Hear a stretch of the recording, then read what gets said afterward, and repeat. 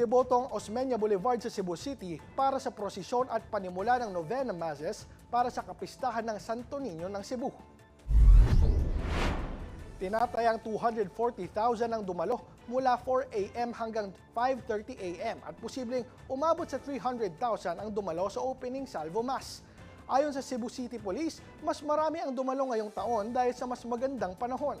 Naglakad ng higit 2 kilometro ang mga deboto na nagdasal para sa kalusugan, kaligtasan mula sa sakuna at kapayapaan.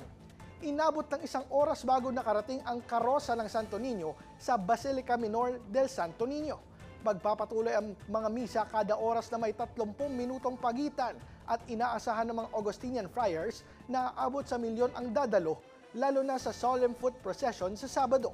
Ang kapistahan ng Santo Niño ng Cebu ay isa sa pinakabinibisitang pista sa bansa dahil ito ang pinakamatandang imahe ng Batang Jesus na dumating noong pang 1521.